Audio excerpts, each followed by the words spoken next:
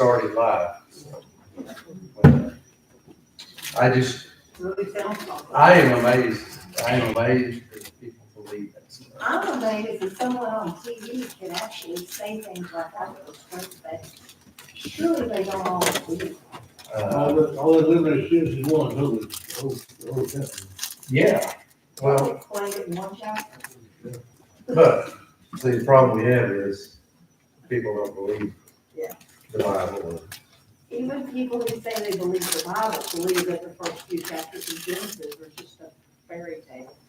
Really? It keeps that in a lot of the Christian colleges. Really? It's very hard to understand that. Yeah. Really? So this morning, we're gonna talk about another seed that we should have in our life as a Christian. That's a life of character. You would turn to Daniel 6. We'll go to Daniel 6, 1 through 10.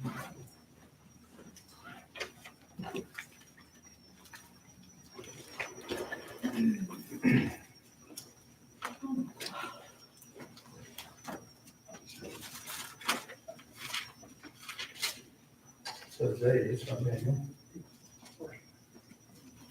It seemed good to Darius that he set 120 satraps over the kingdom, that they would be in charge of the whole kingdom, and over them 3 commissioners, of whom Daniel was one.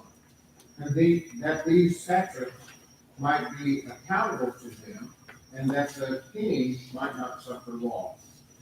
Then this Daniel began distinguishing himself among the commissioners and satraps, because an extraordinary spirit was in him, and the king planned to set him over the entire kingdom. Then the commissioners and the satraps began seeking to find a ground of accusation against Daniel in regard to matters.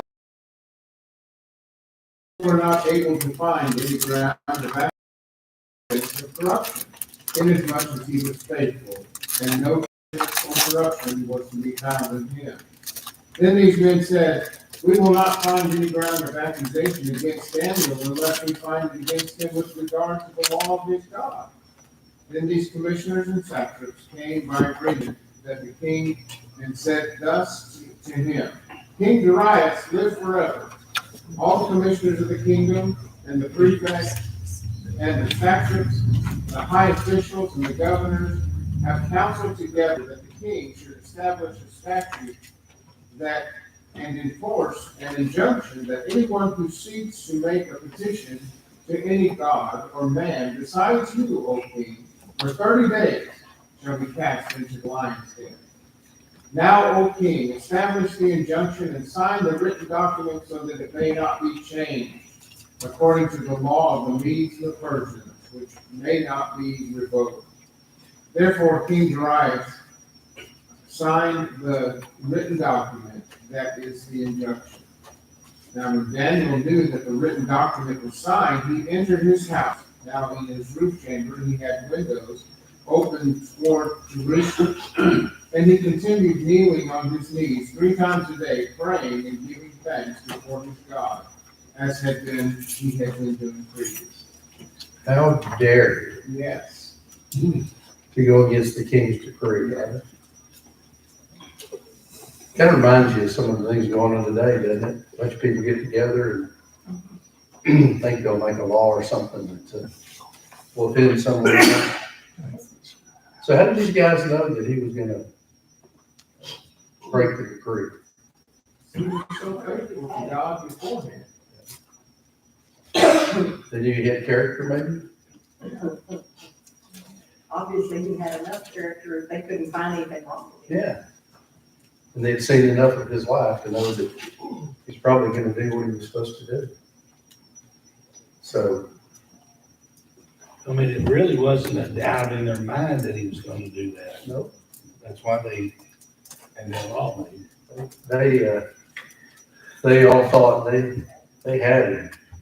They were gonna be rid of him if he broke the decree. It's interesting, at the start, they claimed it was all of the king's advisors and satraps and everything that came together to him to promote this uh, uh, law. And of course, they weren't all there because Dan wasn't invited. You know, so they lied, you know, they had to lie there too Sure. at the very beginning. When I first read that, I thought, it's gonna be talking about sand traps. Yeah, I'm thinking it's the computer. Sounds like crickets. Yeah, I have tonight, so. Well, I thought I was hitting it all of a sudden. But yeah, it's, Did that kill it? Nope, It's still there, it's not bad. yeah. So anyway, you know, words are used in various ways. I'm sure you probably heard It's not. somebody say, well, you know, that guy, he's a real character, right? Maybe it is, but it's not. It's kind of different from what we're talking about. As opposed to somebody that has character. So then there are those that do not show character. So, we'll talk about the defining character, Sounds like the AC. which usually can be good or bad. Person can be a good character or a bad character. Defined as the real person, the true state or condition of the person, the heart and soul of the person, the truth about the person, the real you, with all the reals. And then some people try to define character and personality as one and the same. But character is the real you. I like this personality is what we try to make people think we are. You ever thought about that? Well, he has a good personality. But does he have character? And it also can often hide a weak character for a while.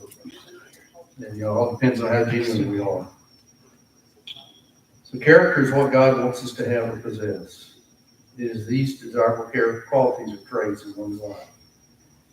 So let's look at 1 Peter 3, verses 1 through 4.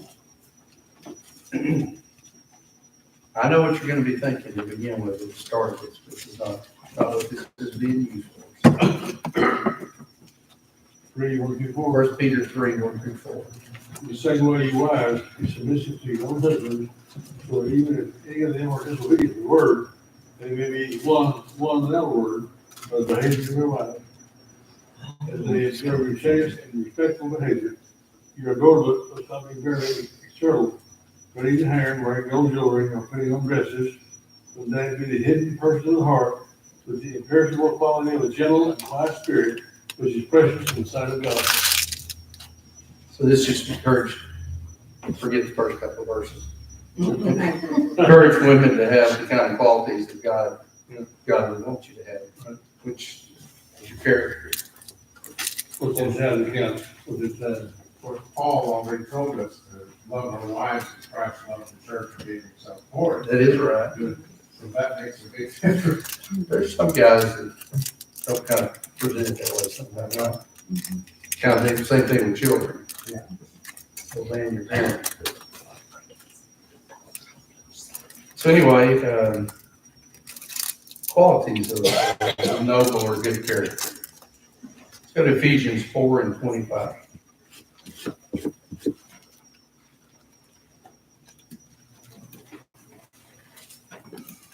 Think of character, you think of integrity, right?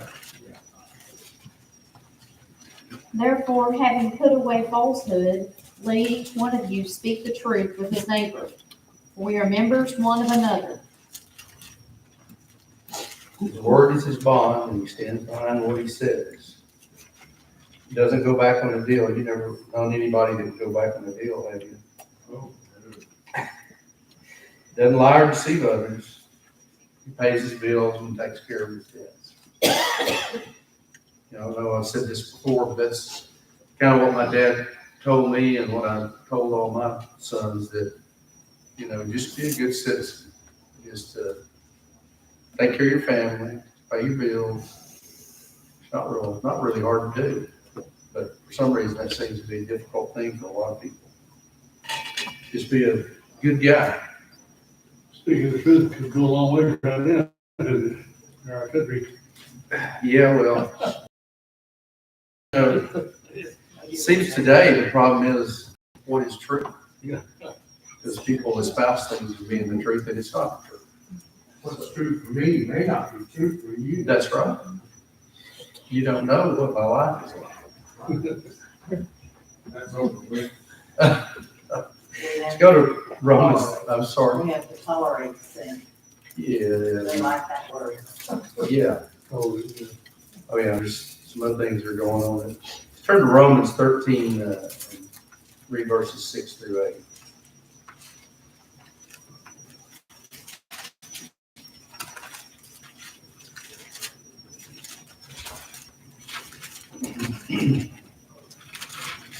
For because of this, you also pay taxes, for they are God's ministers attending continually to this very thing.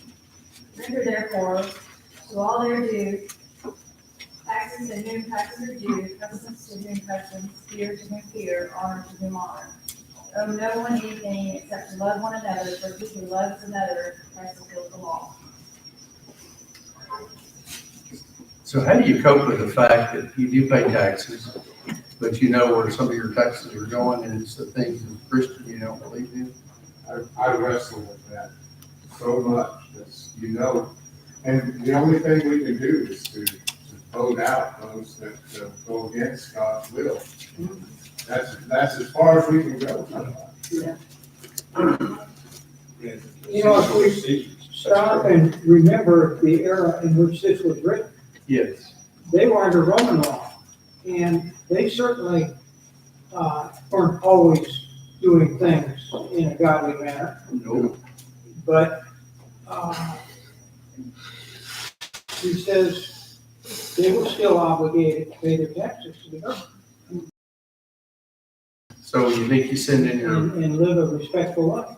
your taxes and they use it for other things and you're absolved of, you know, All on the government at that point.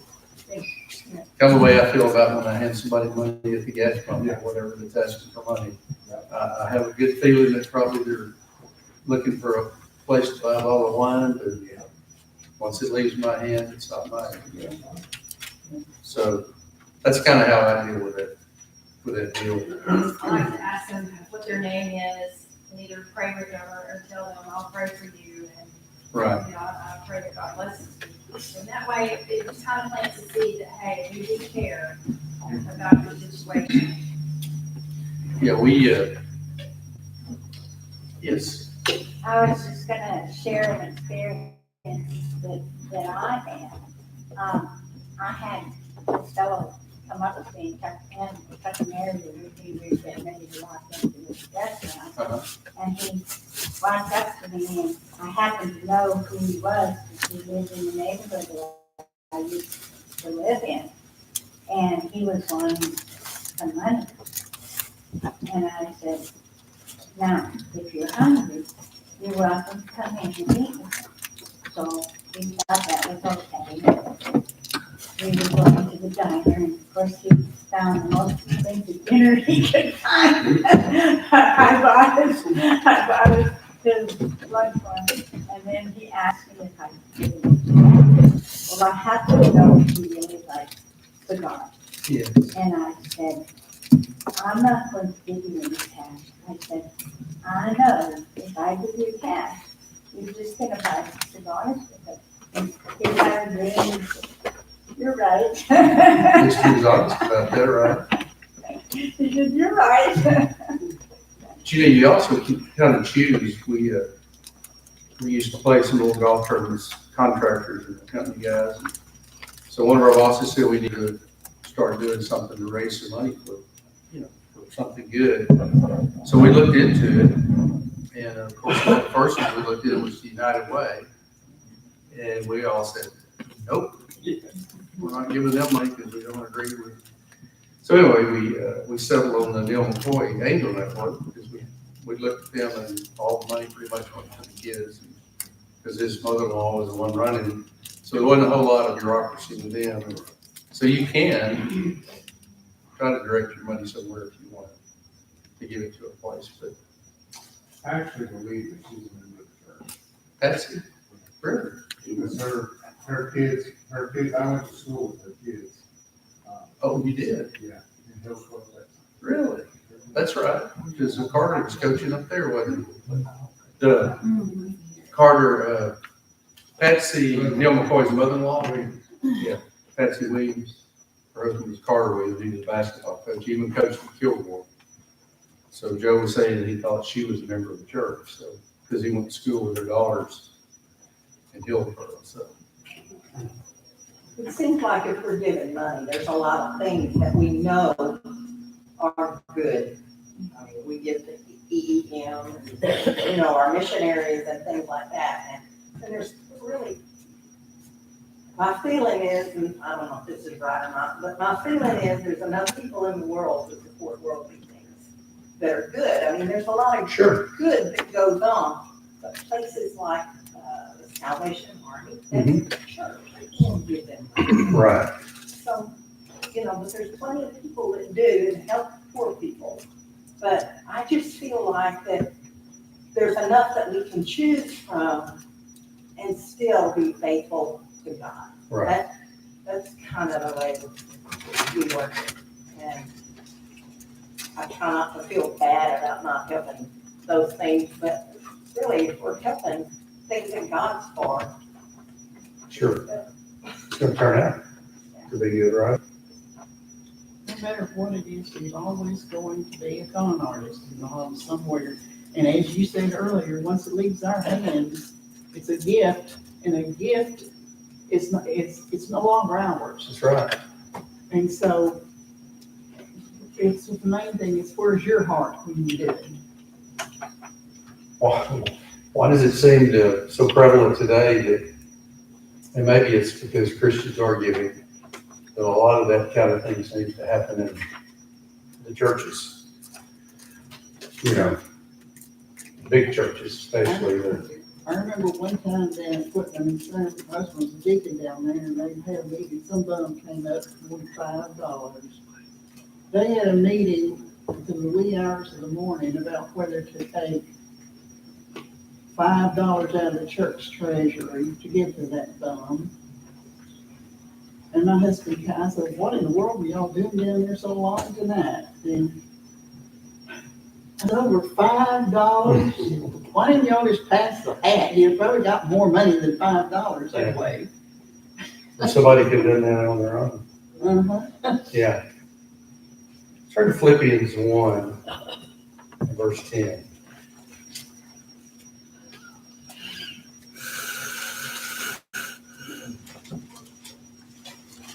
When you think of character, you think of sincere, being sincere, right?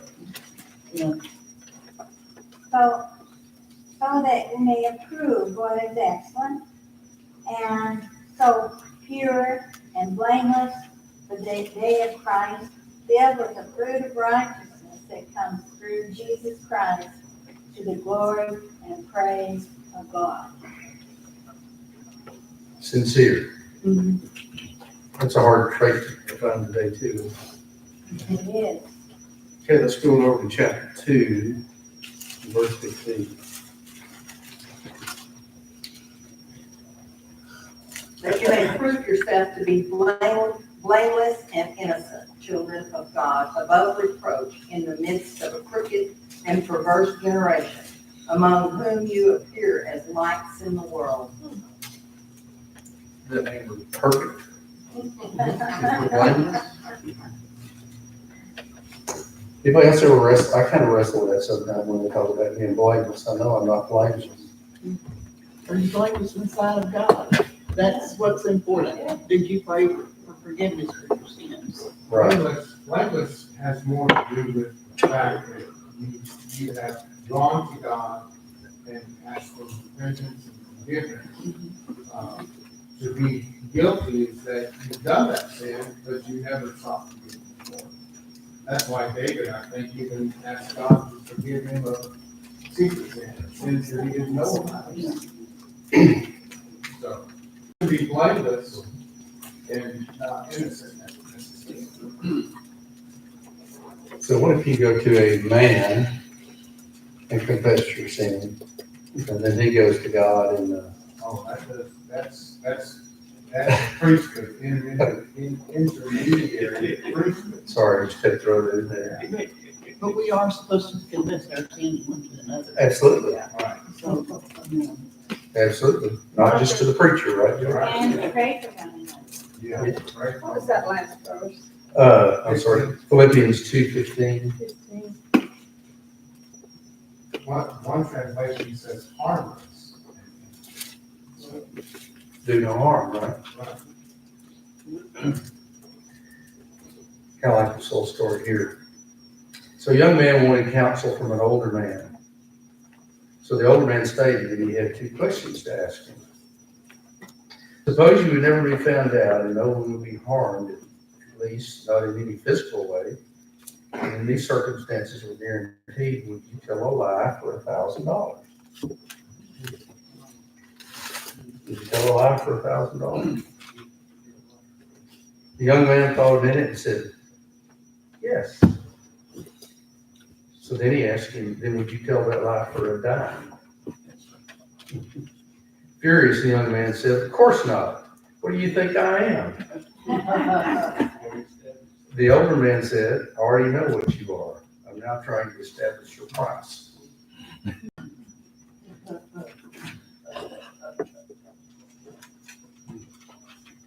One measure of a person's integrity is what he would do if he knew he couldn't be found out.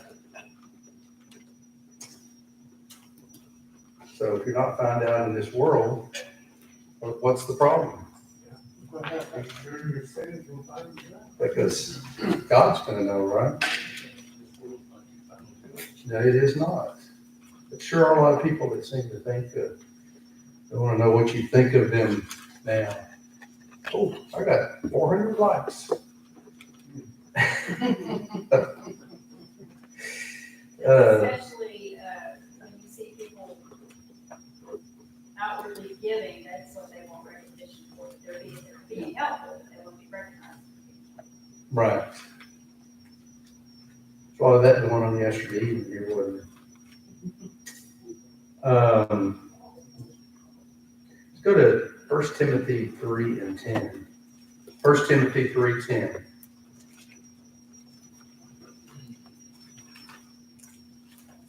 These men must also first be tested, then let them serve as deacons if they are beyond reproach. So going back to Daniel, Daniel knew what he was supposed to do, right? And he kind of had a sense of duty that he needed to pray to God. But he continued doing it in spite of the dangers involved.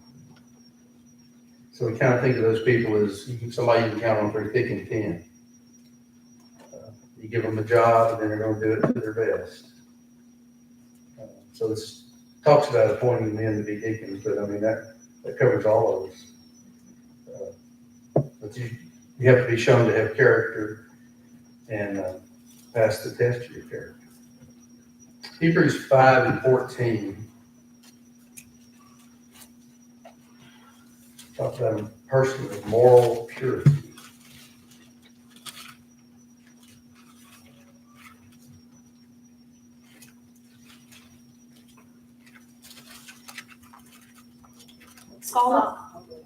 Solid food is for the mature, for those who have their powers of discernment trained by constant practice to distinguish good from evil.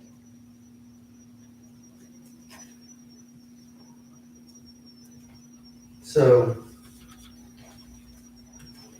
is it easy to make the right choice sometimes when things don't turn out and stick with it and things don't turn out quite the way you thought it would when you make that choice?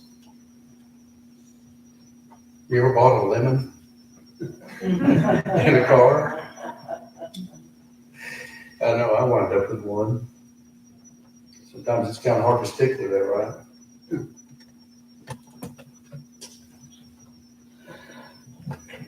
So let's turn to Ephesians 4 and verse 29. A footnote says rotten word. Yeah. No rotten word in the head of anybody. I mean, what does that do when you hang around that and people are talking that way? You know, what does that kind of atmosphere, does that, They judge your character, you know. have you ever been told by somebody, well, you know, I've never heard you talk or say bad words or whatever, you know, so you, one of the funniest ones ever, our Christmas party every year, there was one of our secretaries, she always asked me to bless the food. And so I've kind of gotten out of that realm of helping with the dinner and all. And so one of the guys had taken over, and he came to me and asked me if I would do the prayer. And I said, well, sure, Daniel, I'll do the prayer. If you don't want to do it, he goes, no, you're a lot more religious than I am.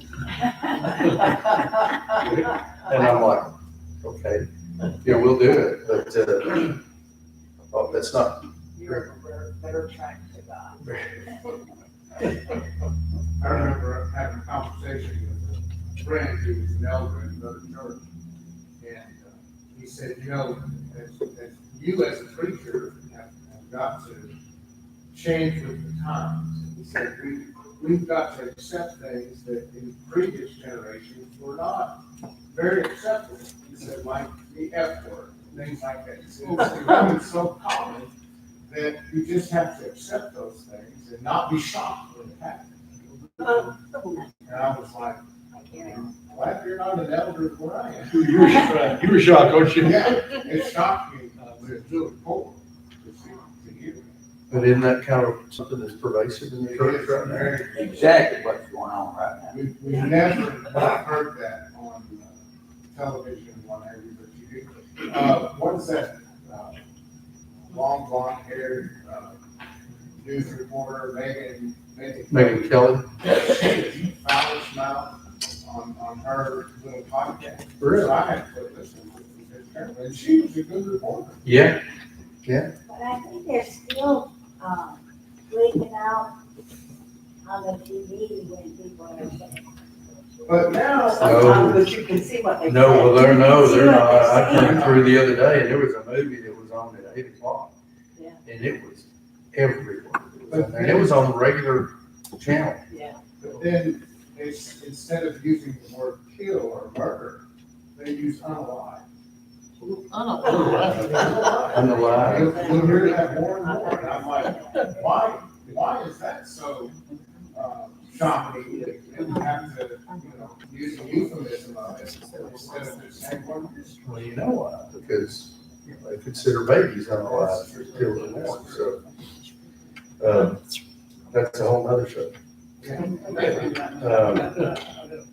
So let's turn to Genesis 39, verses 10 through 12.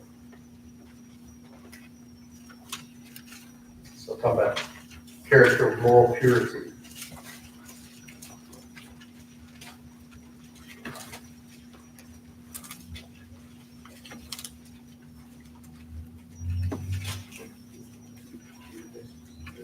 And as she spoke to Joseph day after day, he would not listen to her to lie beside her or to be with her. But one day, when he went into the house to do his work, and none of the men of the house were there in the house, she caught him by the garment, saying, "Lie with me." But he left his garment in her hand and fled to get out of the house. Yay. Well, can't you imagine that being about the tone he would say? Oh, absolutely. Yeah. The seductress, right? Let's turn to First Timothy.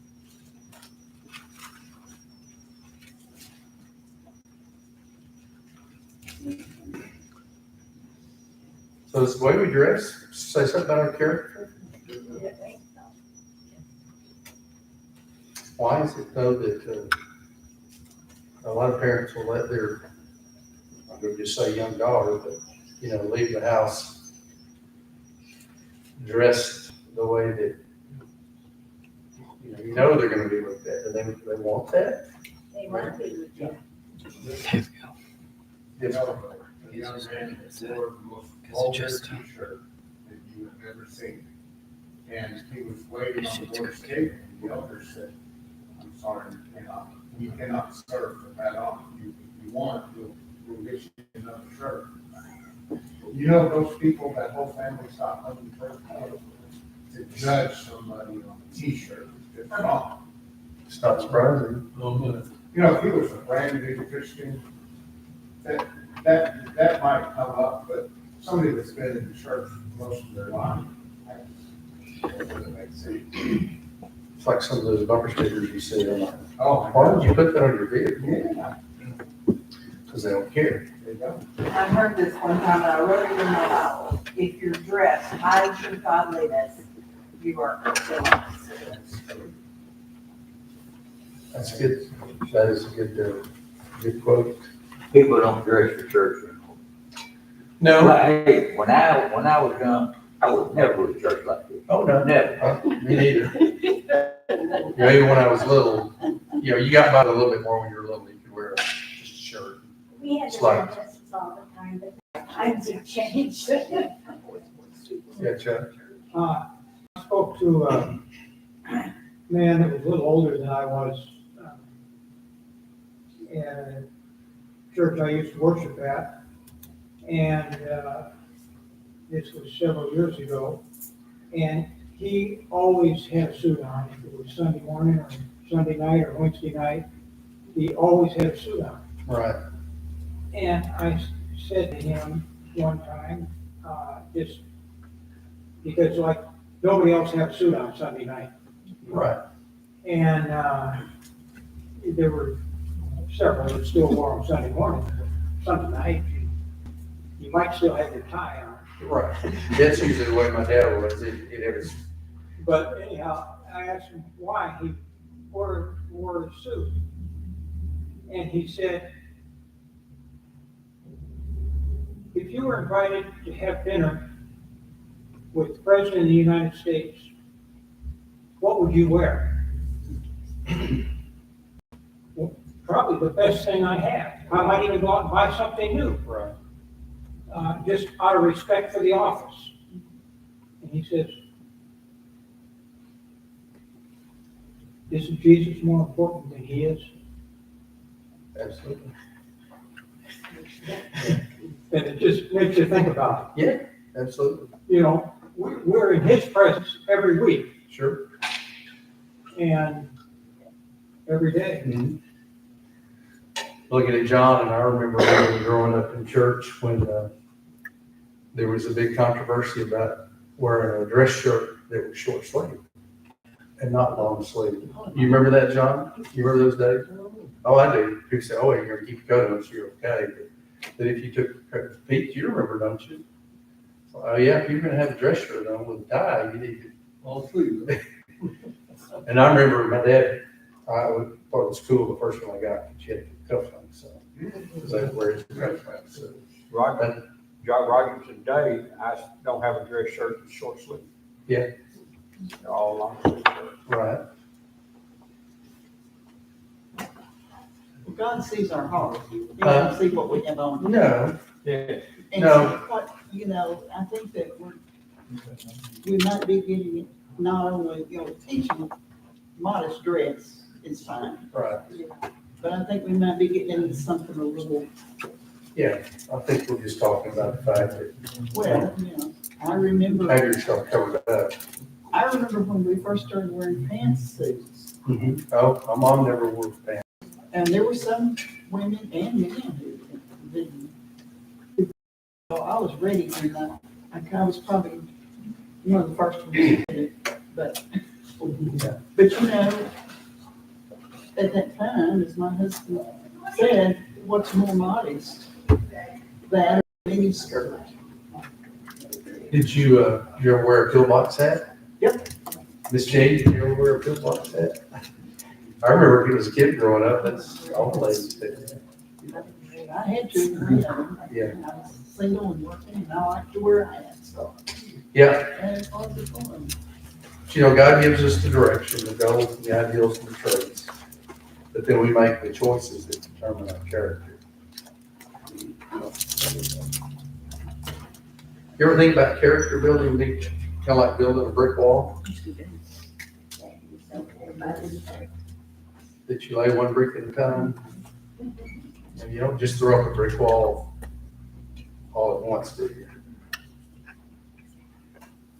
You don't get that first string right down on the bottom too. It's not gonna be very good, is it? You really have to think about the brick and relate it so that you do a whole wall sometimes. Right, Because if that one brick is out, the next one's gonna be out. that's right. Why do they use strings when they're laying brick?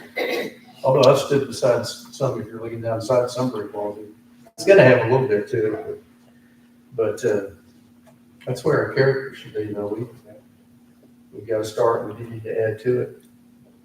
Well, when it's held together, we gotta remember the border's gotta be right. What holds us together is Christ and our character. Absolutely. So let's, you build a brick wall that's not done right, sometimes will knock it down, right? Especially if you're a pig. Sorry about that. Very little pigs. Came in my head.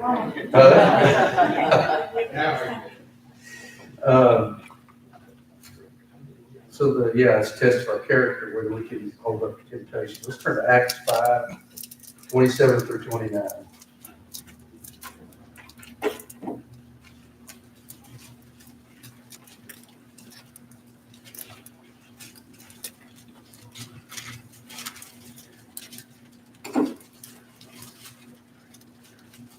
Acts 5:27 through 29. And when they had brought them, they stood them before the Sanhedrin. And the high priest questioned them, saying, we strictly commanded you not to continue teaching in this name. And yet you have filled Jerusalem with your teaching and intend to bring this man's blood upon us. Peter and the apostles answered and said, we must obey God right now. Probably wasn't a pleasant thing standing in front of the Sanhedrin, was it? Or anytime you stand in front of a group of people that is trying to judge over you, so. And punishment then was immediate. There was no appeals, there were I was going to say, you mean you more couldn't trial. appeal it for 10 years? Yeah. Yeah, it was now, Now, immediate. kind of like even in the 1800s, in this country. It was pretty swift. And then verse 29 applies to us today too. Absolutely. So would you say that Daniel and Joseph and the apostles had character? But they weren't perfect, right? Stay up and watch over me while I go pray. Couldn't do it. In the judgment, I like this one. The judgment is not who we are, but what we are that will count.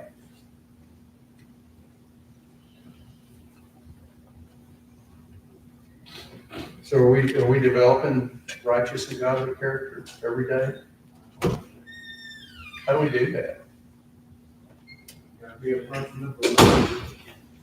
You got to know what God expects before we can make those particular. Do we just stand pat on what we've done or what we are? There's got to be some changing going on. Will your character stand the test of time and trials and tribulation? And what about the day of judgment? Is that going to be a big factor in your character on that day? It's the final countdown, isn't it? So to speak.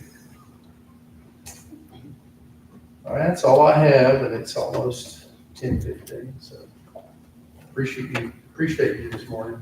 Appreciate you. Thanks. So just don't be known as a character, but you're known to have a good character. But you can be a character and still have good character. Right?